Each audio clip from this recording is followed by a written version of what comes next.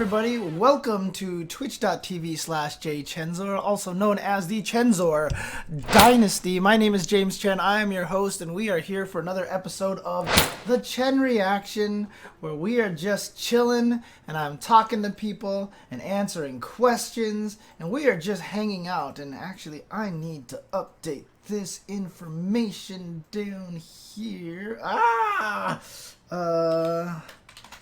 I don't know why sometimes this just resets itself whenever I do this. Let's go down to here. 30, 20, subscriber goal, start goal. There we go. What's up, Muddleweight? What's up, Shadow Mouse? How's everybody going out there? Hope everybody is having a good time, taking care of themselves here, and, you know, just, in general, having a good time in their self-quarantining measures, making sure people don't go insane. Shout outs to Tap2GG, Sigma Nuts, and you know what? I actually have this set up for you guys now. I'm going to have to put a command in there. I'm actually trying to get my Moobot to be a a subscriber, a permanent subscriber, so that way I could actually have it tweet. And so you see, I have the Sigma Nuts emotes all ready to go now. So, you know, we've got the PG version going there. But yes, just so you guys know, the OK Sonic Boomer show is coming up again in about 45 minutes, where Corey Bell asks me all sorts of questions about fighting game history. Should be a lot of fun. Should be good times. The first episode was really good. First episode was also like 2 hours long, so I'll try to keep it down to maybe about an hour and a half. I think that's a good length for a podcast there. And that way, you know, we can keep a lot of topics for future episodes as well. But, for now, I'm just going to be doing the Chensor Dynasty here and just hanging out with everybody. Hey, shout outs to Shadow Mouse for the subscription. Dude, Philo Am, that's the way that I always am. Oh, dang, nice. Tap2GG with the gift sub to Sakuya121. Sigma Nuts to Shadow Mouse. To Tap2G, Sigma Nuts to Tap2GG, and Sigma Nuts to Sakuya121. And, but yeah, right now I'm just here answering questions, just hanging out, because it was going to be a little bit of a shorter episode. We're going to start OK Sonic Boomer at about 5 o'clock, so I figured I would just sit here, hang out with the chat, talk with you guys, no specific topics here unless anything kind of big comes up with talking to people. What's going on? Albedo455, King Vasuki, Henry FGC, Pot of Greed. What is Pot of Greed? What is Pot of Greed? I don't know what that means.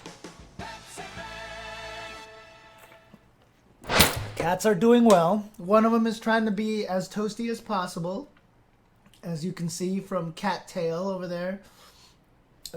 She's just hanging out over there. It's a card from Yu-Gi-Oh! Oh, shout outs to Ani. Thank you for that information. It's a Yu-Gi-Oh! Card, but I'm not sure how it really... What does Pot of Greed do? What does Pot of Greed do? It's a good question. I don't remember. Makes you draw cards. Pot of Greed makes you draw cards. So, how does that, so what does the old meme kind of mean here, Tap2GG? But yeah, hope everybody in the chat, hope all the people here hanging out are doing well. Hope you guys are hanging out and things are doing well for the self-quarantining and all that stuff like that. So, for me, you know, it's basically just been normal for me. Still just sitting here trying to make content for you guys on youtube.com/UltraChenTV. I counted in, I mean, this also counts multi-part videos. So like First Attack being separated into multi videos. One episode of First Attack, but you know, in the month of March, David and I have managed to put out 50 videos. I think it was like 49 or 50 videos in a month. So in the month of March, in 31 days, we actually posted up 50 videos. So youtube.com/UltraChenTV. Lots of good content.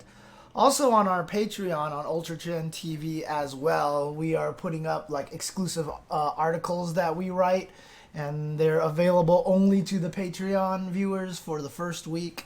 And then this following week afterward, they do become public, and we're trying to figure out cool ways to give benefits to the people who are Patreons and actually have, have that access for the early week.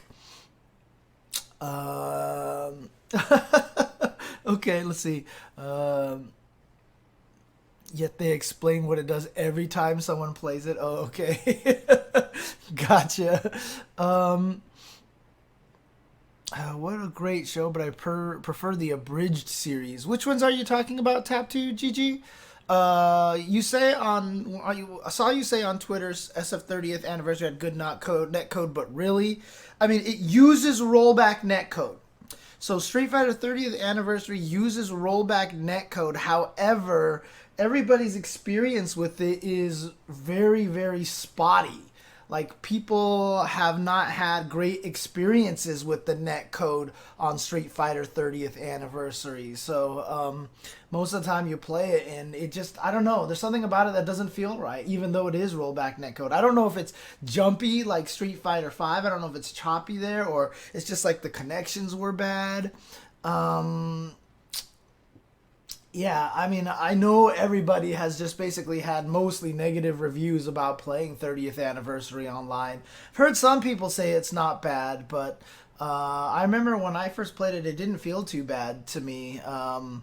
But overall, it's just the experience hasn't been great, according to most of the people that I've talked to about it. So that's why it's kind of marked with the caveats on that list. I do plan on messing with a few more fighting games that do use rollback netcode. I did donate to them's Fightin' Herd, so I actually made sure I had my code, and I did, and so them's Fightin' Herd, when it was back on Indiegogo or Kickstarter, whichever it was, I donated to it a long time ago. So I own a key for the game. So I have the game, and I made sure I updated it and got the latest version. And I was messing with it in training mode for a little bit. So I might actually try to do some more stuff on stream with the game. I'll probably try to mess with Punch Planets a little bit. Yeah, SF30th Anniversary should have been a bigger deal than it was when it came out. I think it was kind of held back because of the netcode, and, you know, there was the claims that it was going to be arcade perfect, and that kind of, put them into a bad spot. They should have said, we're going to make it as arcade perfect as possible. I would have loved to have had that game do a much bigger revival on everything. They did a lot of cool things with it, but, obviously it was all arcade emulated as well, which I loved, by the way, because I loved having all the glitches in the game. I loved being able to have all that stuff on there, but then a lot of people were mad Alpha 2 wasn't on the netcoded, one of the netcoded games there. It was just one of those games that when it came out, again, there was just so much, like, negativity surrounding it. People were like, oh, if it was going to be accurate, 30th anniversary, then it should also have Alpha 2 Gold, and it should also have, the version of Alpha 3 that was on the PSP with Ingrid and Eagle and Yun and Maki and all this stuff like that. And yeah, and it's kind of one of the reasons why I think the Evo guys have been very reluctant to run a classic Evo. Because everybody always talks a good game about, oh my god, I love these old games, I would so play, blah, blah, blah. But then as soon as they do something like that, like Vegas had that one tournament that Boss was at, that Justin was at, where they ran like CVS2, they ran, Third Strike and all this, and nobody went. Like, nobody traveled to that. It's crazy. I don't like Ingrid.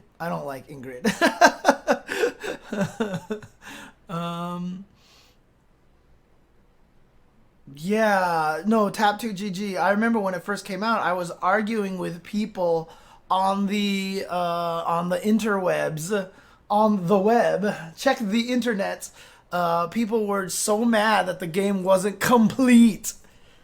And I was like, really? I was like, you got 12 games on there from the history of Street Fighter with all the glitches intact and everything like that, and you're telling me you feel like the game is incomplete? I mean, come on. Come on. I was like so happy with the collection, and people were mad because they felt like it was incomplete because it didn't have all the versions on there. And somehow they were just like, oh no. Street Fighter 1 characters, I mean, a lot of them have come back. A lot of them have come back into a future game. I think the only ones that haven't come back are like Geki. Cody in Alpha 3 was supposed to be Joe. So they had already started trying to bring him back, but he turned into Cody. Some people say Mike is M. Bison, although they are really two different characters, I'm pretty sure. Because obviously Mike M. Bison was supposed to be the name of Balrog eventually.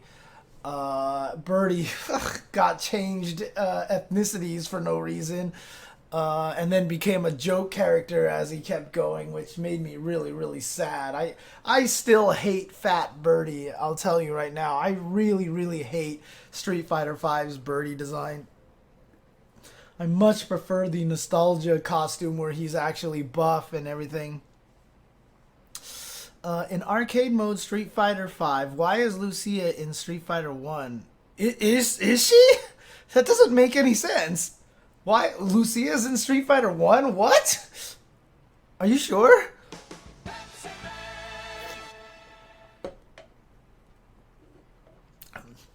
That just means that they just needed to throw characters in there, and they threw her in there because of maybe the time frame. What's going on, Artemis? How's it going? How's it going? How's it going, Rachel? How's everything? How's Mona doing, by the way? how's your kitty doing? Mine is baking in the sun right now. Hi, Jasmine. Jasmine. Jasmine. You know, they say cats actually do recognize their name, but they just don't care.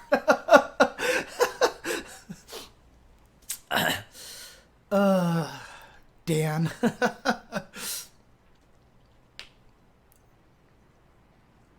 Who's Dean? Who's Dean? No, Nathan was down here. Nathan was just crawling around my feet for a second. Where did you go? Dude, you were literally right here. Come here, Nathan. Come here, Nathan. Come here, Nathan. Nathan, come here. Come here. Don't be scared. Come on. You want to snuggle, Nathan? Come here, Nathan. Come here, Nathan. There you go. Oh, good boy. And now Jasmine is jealous. Sean, oh God, Dan from Dean to Sean, is that what it was? Yeah, now Jasmine cares. Oh, Nathan has always been a little chubby. He's chubby and he's also fuzzy as well. It's very, very fuzzy. Hi, boy. He's like, please let go of me. He looks so concerned right now. He does not look relaxed at all. Here, let's see if I can get you relaxed a little bit with a little bit of a back scratch, huh? Oh. All right, kitty, you can go. You can go. You can go. And then Jasmine is going to be mad. Oh. Hey, Wizard, how things going, man? How things going with you? I haven't seen you in a while. We're all stuck at home doing everything. This is all I've been doing is just sitting here and hugging cats all day. streaming, hugging cats, and doing everything that I can here. Yeah. But again, if you guys are just tuning in here, OK Sonic Boomer is going to be starting in about half an hour. We'll get Corey Bell in here, and he'll start asking me all sorts of questions about old stuff and everything. You know, I'm not going to sit here and pester Wizard about Evo questions right now. I'm sure a lot of people in the chat are probably like, ask Wizard this, ask Wizard that, but just going to let it, you know, I know that's going to be a hard decision to make. Oh, what's up, Andres? Oh, dang, look at this. I got all this Evo staff people in here. But that's going to be a tough decision, so I'm not going to bother anybody about those kind of questions right now. So, max difficulty, I've thought about that. I think that would be awesome. Cygames definitely has the budget to be able to ask them to do that. And because they have the experience of ripping out rollback and putting in, ripping out delay and putting in rollback, they could do it for Grand Blue. Probably low chance. Yeah, that's what I figured, Wizard. That's what I figured. I've got old KOF music on? Who has old KOF music on? Wonderful, Andres. Good job. Muddleway, ask your question. Ask your question. Go for it. I'm waiting for your question, but I guess you were waiting for me to say go ahead and ask the long question.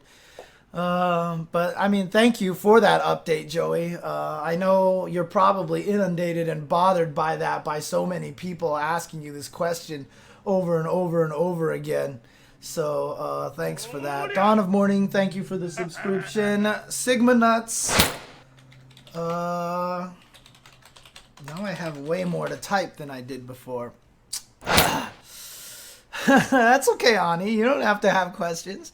Let's see, Muddleway, I have a question about Last Sonic Boom. How much do you think the kind of real, tangible, physical intimidation, anger element that you talked about from the old arcade scene, that was great, by the way, I remember all that very well, that was baked in early as part of fighting game culture, is a part of the reason there aren't more women in the fighting game community? Was that same physical threat element present in Japan? Though maybe this is more of a 5v5 question. I don't know about Japan. I would have to get somebody who was from Japan to answer that question. As I said, I can only go by High Score Girl, and they definitely depicted fights in High Score Girl. So, but, you know, I don't know if that's one of the things about the reason there aren't more women in the fighting game community.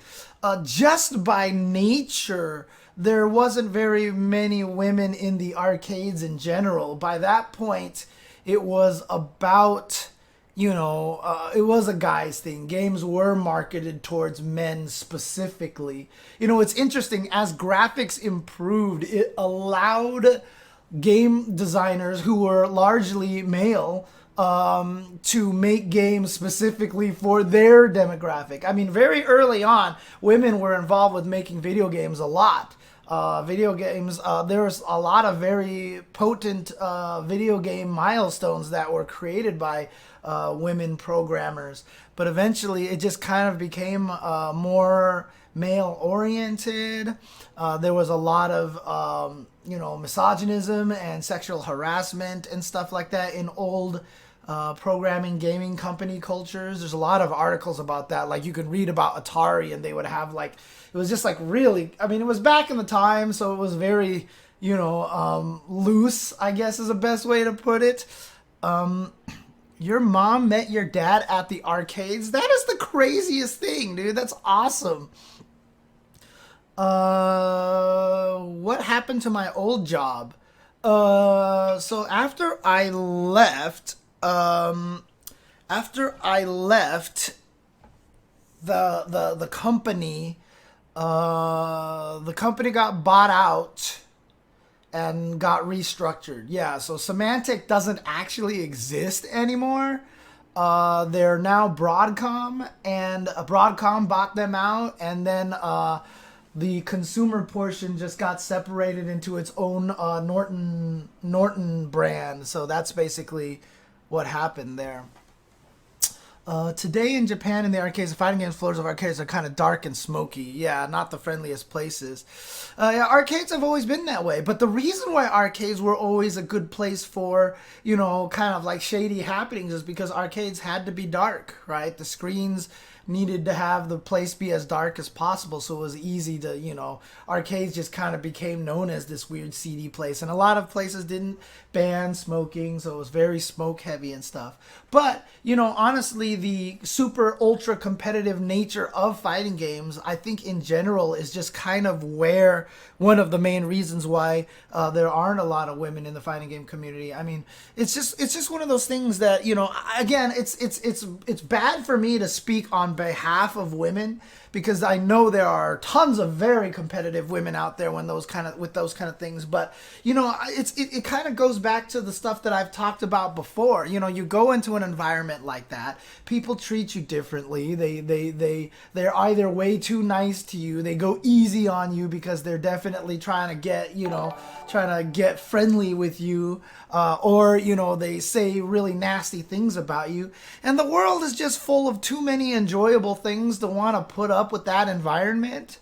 You know, it's just like, I don't blame a lot of people for not wanting to continue the hobby for just having something so, you know, annoying to be a part of, right? So if you go to an arcade and you try to play fighting games, and you see that every dude there is either hitting on you or they're, you know, using very misogynistic slander against you, it's just an uncomfortable environment, right? There was one girl, it's like super cute girl, that used to play fighting games at UCLA. And when I went there, like, everybody was like trying to get with her, you know. You could tell, like, everybody was trying to be friends with her. And it was really funny too, because one of my greatest fighting game epiphanies occurred because I was playing against the best player at UCLA at the time when I was going there in Alpha 2.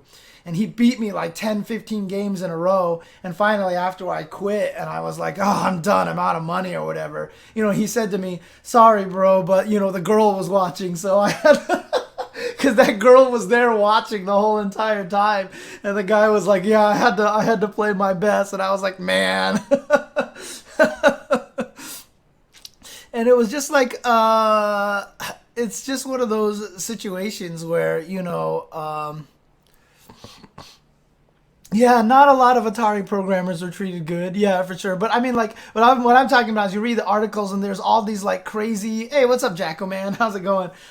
There's all these like stories about like sauna parties and all these things like that. And, you know, they would, you know, hire hot women and not do anything with them and stuff like that. Like, just like they wouldn't have any jobs. And it was just a very toxic kind of environment with those old gaming companies out there. Yeah, MMOs are still they're all toxic. All these things are very, very toxic. You know, it's just in those situations where, you know, it's annoying. And again, it's just one of those issues where I've talked about this a lot on the internet, and everyone's like, man, James, you cuck, or you SJW, you know, it's like that all the time. We talk shit to anybody, blah, blah, blah. And, oh, you know, you're always just trying to, you know, sleep with all the girls that you're defending and da da da da and all this stuff. And I'm like, dude, like, this, you're adding to the culture that makes this so hard for women to want to try and succeed in these kind of environments, you know, and it's frustrating for a lot of people. Yeah, I mean, Rachel sees it all the time, dude. There was no scene for Capcom Fighting Jam. That game came out and everyone realized it was a piece of junk almost right away. And yeah, weirdly enough, fighting games are actually pretty nice compared to a lot of different areas, which is weird. It's hard to be racist in a fighting game because you get punched in the face real quick if you act like a fool in the arcade. Yeah, that was definitely true. Which is why the fighting game culture, and because the arcade culture catered so much to the entire ethnic diversity, right? I mean, and again, like, I hate saying this because it sounds bad, but this is the reality in the United States, is that people of color make up a disproportionately large percentage of the low-income families in the United States, right? This is just a known issue. And so a lot of times in places with arcades, because arcades catered very well to low-income families, especially if you were good at fighting games, you could be playing on a quarter for like an hour, beating people all day. So the fighting game arcade culture just naturally was very conducive to people of color. And so fighting game community is just naturally very, very diverse, and ethnicity has almost never been a problem in the fighting game community. Like, I can't even tell you when the last time we've had any issues of racism in the fighting game community. It's been very welcoming and diverse in that situation. It's really just the gender inequality in fighting game community, because that also did come from the arcade culture as well. It's ironic that the nerdy male gamers who are used to being outsiders can be just as misogynistic as the popular mainstream jock types. It's just that they're scared, right? I called it the magic unicorn syndrome. You know, if you run into a unicorn in the forest, right? Like, let's say you walked into the forest and you just saw this unicorn. You saw a horse with a horn on its head. What's the first thing you're going to want to do? You're going to want to try to run up to the horse and pull the horn off, because you're like, there's no such things as unicorns. Like, this is not real. I'm going to try to pull the horn off. That's the first thing you're going to do, because you refuse to believe it. If you grow up believing women don't care about nerdy stuff, about games and everything like that, when you meet a girl and all of a sudden she is into all that stuff, what's the first thing you do? You see her cosplaying as Psylocke and you're like, what do you really know about, you know, Betsy Braddock? Or what do you know about actually, no, it's not Betsy? Is it Betsy Braddock? Shoot, I can't even remember now. See, I'm not even a real nerd. See, I'm not a real nerd. I'm a fake gamer girl here, right? See, there you go. Yeah, so, you know, that's why guys do that kind of thing. That's why they are a little bit, you know, toxic and do that kind of stuff, because they just don't want to believe it in a lot of ways. And then they end up jerks, because then they think, well, this girl is just here because she wants attention. Or this girl, and, you know, before, I mean, honestly, cosplayers, you know, get this bad reputation. And after I dated a cosplayer and I saw how much work went into making those costumes, and, you know, she would tell me about like all these things that would happen. You have to wear these wigs that basically just destroy your neck for the entire, you know, convention, because you're wearing this heavy wig and your hair is in there and it weighs a lot. And it's basically killing you just have to you have to use so many neck muscles just to keep your head straight up. And just like all this work and stuff like that. And I was like, man, if girls just wanted attention, there's a lot easier ways to do this than cosplay. Holy crap. And so, you know, you just have to understand that they are passionate about that hobby. They like it. They really like that kind of stuff. So I'm such a fake gamer girl. There's no actual, yeah, I mean, look, there's definitely no lenses in here, right? So like I can, you know, stick my finger right through that lens right there. See?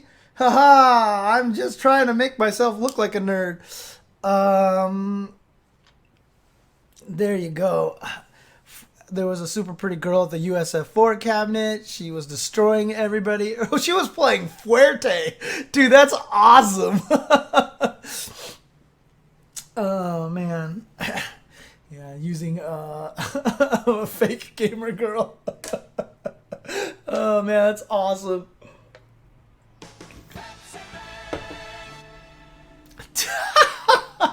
James Bathwater.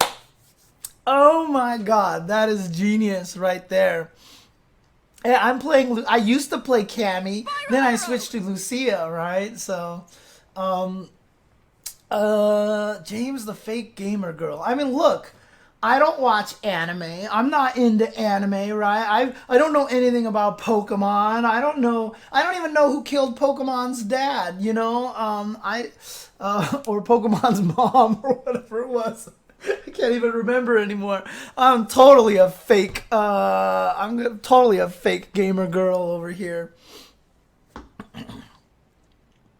Yeah, see, this is what I mean, right, Artemis? Right, Rachel? I mean, this is just the way that it always goes, right? It's one way or the other. They don't accuse you of being a fake gamer girl. Then they, then they were like, oh, is that a dude? Or, oh my God, is she trans or whatever? Like, people have, like, they can't.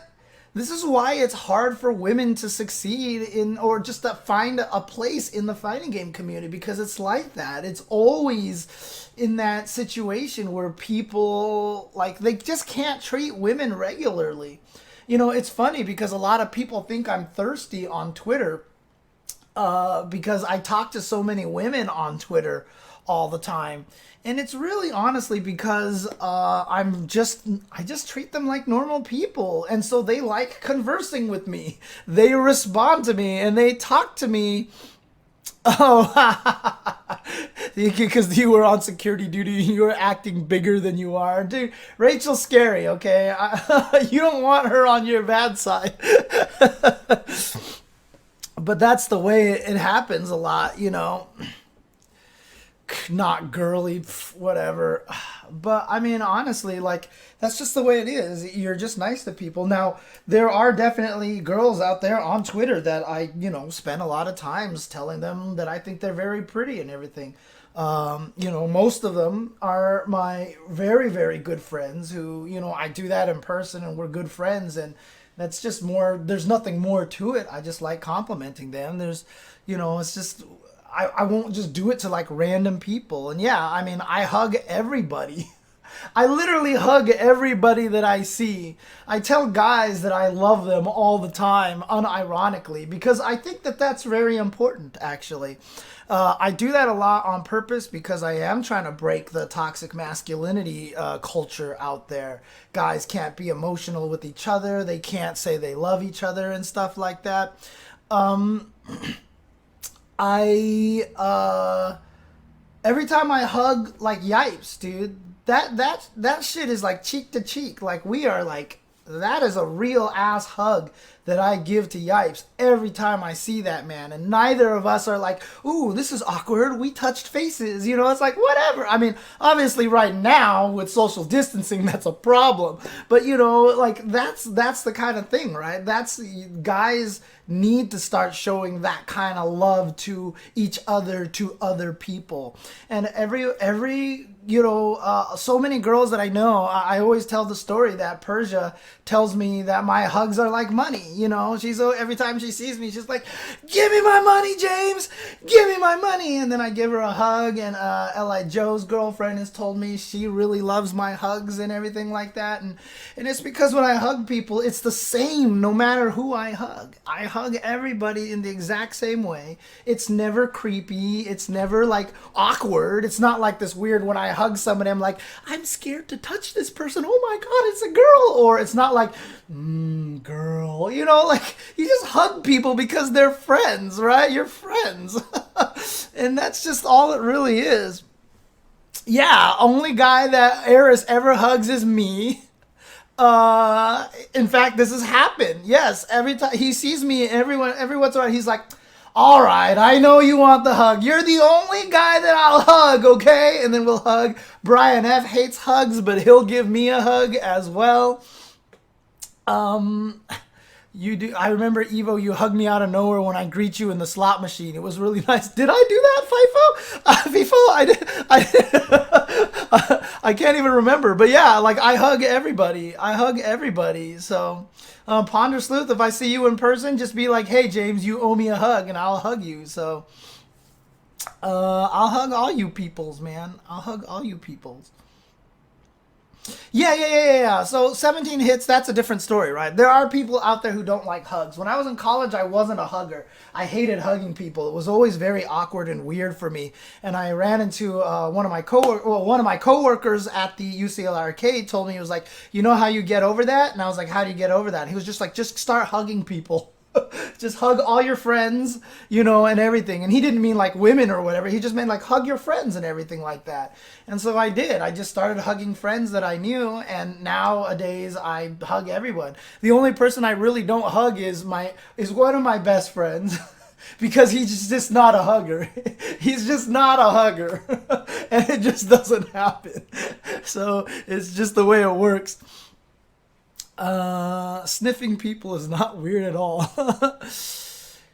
Yeah, well, the funny thing, Hastia, actually, is that there are countries in Europe where hugging is considered way more intimate, and it's the cheek kiss that you do. Like in France, I heard that you're actually more, people are more suspicious if you hug people as opposed to do the cheek kissing thing, you know, where you go, that kind of thing is more considered, you know, very casual, whereas a hug is considered very intimate. So, you can really feel when a hug is not right. So that's why people feel comfy with you. They feel your nice intentions. Exactly. Chen hug emote. and yeah, and again, Sylvex, I mean, don't, see, that's the thing. Different people are different. Everybody's going to be different. So 17 hits. If he or she doesn't like hugs, that's fine. Different people have different reactions to that kind of thing. So if that's not what they like to do, then that's fine. There's no reason to try to pressure them into going in that direction. So I just think that that's the way it is. So really selective about who I hug, but I think that's more of an introvert thing. Yeah, I mean, I'm a massive introvert, but I just like hugging people. It feels good to hug my friends, you know. When I see Joe and I get to hug him, that feels good. I've told Sammy Fish that every time I see him, I'm gonna give him a hug, and when we hug each other, it's just like this super tight embrace every time we see each other, you know. I just, whenever I see, you know, my friends out there, Jeremy, fuck, dude, like Vicious, dude, I will hug that guy every single day. Any chance that I get, I will hug that man. You know, Yipes, like I said, there's just certain people that, you know, when I see them, I need to give them a hug. And it actually feels great. Like, that's one of my favorite things about the fighting game community. And even like what FIFO said, like, I will hug people that I just meet, you know, at events and stuff. You know, I've met people and they're like, hey, I'm blah on your chat, and you know, I just wanted to say hi. I'm like, oh shit, and then I'll just give them a hug. Because I like you guys in my chat. I know you guys. If you guys came out, Daigo hugged me.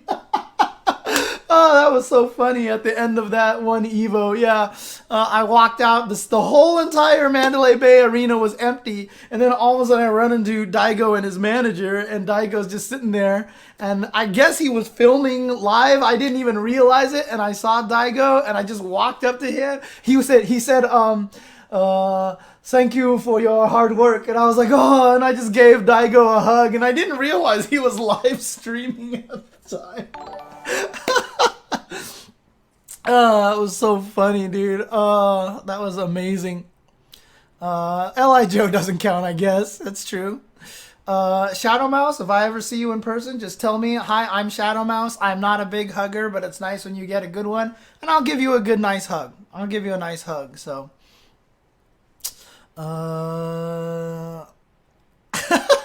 Corey's sitting in the Discord chat. Yeah, I know, right?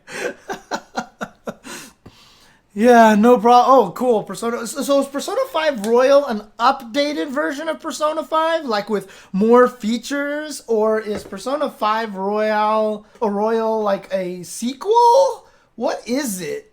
Okay, it is. It's an updated version of it. Right, okay. Kind of going back to the MVCI content that I was talking about last time, in that the reason why they have to do that is because they spend so much money on these games that they have to make that money worth it. And so they have to they have to make an updated version to keep using the assets that they've spent years and millions of dollars to develop, so that way they can get more money out of it. It's crazy how weird video game content creation is these days. I don't see Corey anywhere in this chat here, but let me see if I can see Corey anywhere in the Discord over here. Let me see if I can find him. There he, okay. Hi, are you there? Jasmine, hi. Oh, she ran. I do not play, I never played any of the Persona games. I've been told I should play Persona 5. I really wanted to because it looks sick. It looks so cool. I just don't have time for so many games. It's crazy. I don't play first-person shooters because I get sick. I get massive motion sickness from first-person shooters. Even something as recent as Overwatch. I played at David's place, and sure enough, afterwards I was a little bit sick. I get sick when I do VR. I have very bad motion sickness problems.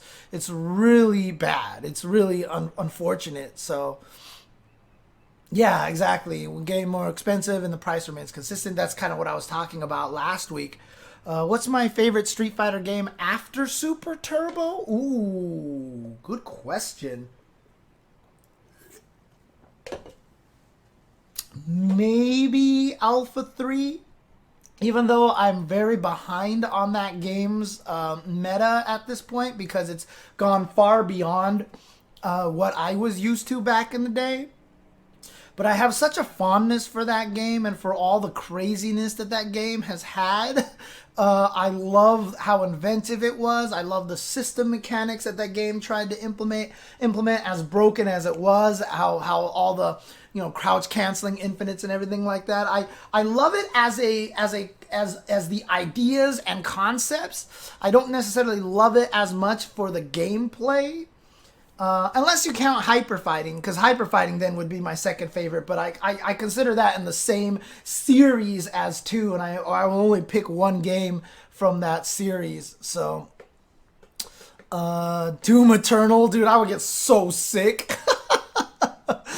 I could play first-person shooters if they put me on the camera. Like, I can play Splatoon. I can't play first-person shooters. It's very interesting. I do like Super Turbo more than I like Hyper Fighting. Yes, only because there are more characters in Super Turbo. However, I like Hyper Fighting almost just as much as Super Turbo because Hyper Fighting may have my favorite Street Fighter 2 character design of all time, which is Zangief. Hyper Fighting Zangief, even though he lost in so many matches, it's probably one of the most enjoyable characters that I've ever played in a fighting game is Hyper Fighting Zangief. I love Hyper Fighting Zangief so much. It's ridiculous. Okay, so Corey's here. He's in the chat now. So we're ready to do some stuff over here. I did not like the crouch cancels. It's there, but like I said, I appreciated Alpha 3 for what it was and what they tried to do with it, to do something so different. The result was messed up just due to oversights. Like in a modern day right now, being able to patch games, Alpha 3 could have been patched to something fantastic. There would have been like a lot of really, really cool things they could have did to that game. I mean, can you imagine if they actually figured out ways to make Vism a little less powerful and, made, Aism and Xism a little bit stronger, and it was very balanced between all of them. I've always would have loved to have done an Alpha 3 update, but it's always scary proposition. And, HDR taught us all a very valuable lesson, is that when people want this update, they want it just to be tweaks. They don't want it to feel like a completely brand new game. So if I ever did a new balance patch to Alpha 3 or to Third Strike, for example, I would only tweak it. You don't want to change what the characters can do. You want to change the results of what they do. In other words, don't take away this cool, fun thing that they have. Make it do less damage. Make it so that you can't use it as often. So, for example, with Yun Ganajin, you would just have to figure out a way to make it so that Ganajin wouldn't build any meter until after the combo ends, so he doesn't build 60% of a bar for the next Ganajin by Ganajining you.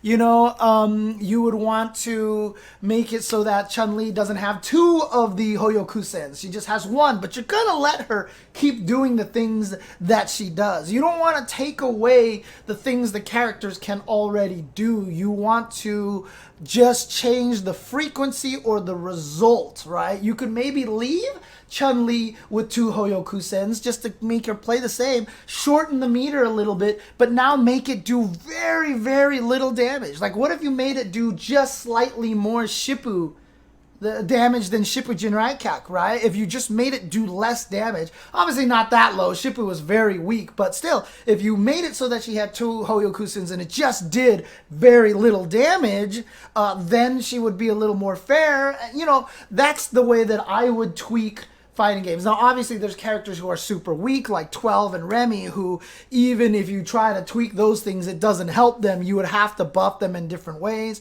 For Third Strike, I would have to, you know, consult people. Also for Alpha 3, because like I said, I don't know what the state of a lot of the characters is in now. Alpha 3 has moved so far beyond what I'm used to back when I played it, because there's that group that never stopped playing it, and they're all super, super good. There's a hack for Third Strike called Fourth Strike. See, that's a terrible name. Why would you call it Fourth Strike? Like, there needs to be, like, it was a second impact, third strike, and so you need fourth blow or something like that. I don't know, something, you know, another word for, like, impact, like a hit kind of thing, you know. God, the CPS 1 sounds are the best, man. CPS 1 sounds are still the best. I watched Link SOB. I watched my friend play Duke Nukem, the original Duke Nukem, and afterwards I had to sit down for about an hour and a half or 2 hours on a sofa with my head down because I could not walk. I could not move. I felt like I had to throw up after I stopped watching. I was super miserable. Super miserable. Let's see here. What's going on over here? Oh, sorry, I missed King Vasuki taking off. See you later, King Vasuki. Very fun fighting games were made by accident. Yeah, all of them were made by accident. Absolutely better. Absolutely, absolutely. And that's the thing, is like, I don't know, like, I've tried different options with Overwatch and I still got pretty sick. But again, I wouldn't want to call it Fourth something, because that would make it sound like it's a sequel to Third Strike. And then you would expect more characters and massive balance changes and things like that. How do people make those games? Maybe that should be an experiment I should do. I should actually just go take Super Turbo, because I've seen people, you know, tweak the ROMs to try to make balanced versions of them. I've seen people try to tweak, you know, people are telling me about the Third Strike hacks and stuff like that. I should actually sit down and try to make my own hack of one of these old fighting games and see if I can actually put my money where my mouth is, you know, and actually make these games and actually prove that I feel like I could balance these games way better than everybody else could. Honestly, that's just how I feel. I feel like I could balance these games way better than everybody else. Be interesting experiment to try. It'd be an interesting experiment to try. I might have to look into the Super Turbo ones and see how people do that. It's why I don't like Mugen. It's why I hate it every time I see people come out with those Street Fighter V crazy editions where you can do all these launches and, you know, all these super long combos. Because I watch stuff like that and I'm like, no, you guys all suck at this. I could definitely do better than every single one of you clowns. You know, like, not really clowns, but, you know, in my mind, in my mind where I can actually be conceited sometimes. I'm just like, you guys don't know what you're doing. I can definitely do it a lot better than all these other people that can. So Link SOB, you have a very interesting way of typing. I don't know why you like doing the dots in between stuff every once in a while. But yes, it's 5 p.m. So what I'm going to do now is I am going to end the stream. I have to end the stream, otherwise we're going to have that weird audio delay problem that we did before. And then start it up again, and we are going to be switching over to OK Sonic Boomer, where Corey is asking me a lot of these old school questions. So actually the topic's probably not even going to change that much. We're still going to be talking about a lot of old school stuff all the way back to the Street Fighter 2 era, back, you know, to the Alpha 3 era, or whatever comes up. That is the way we do this episode. That is what Corey does here, asks me all the questions. So we will do that. And so thanks, guys, for tuning into some Chen reaction right now. Don't go anywhere. Like I said, the stream is going to stop, and we will come back with OK Sonic Boomer right after this. If you guys enjoy all the content that I'm producing, please like, subscribe, gift subscribe, donate, do all that stuff to help keep me alive during this period of quarantine. Of course, if you guys need to keep yourselves alive, do that first, please. Please, I know we are all hurting right now. I know we are all in a time of massive trouble. So please take care of yourselves first. And then if you have an ability to help, not even just me, any one of your favorite content creators, definitely, you know, give them a little gift or something like that. They will all appreciate it very, very much. Okay, I will talk to you guys in just a little bit. Be back with OK Sonic Boomer right after this.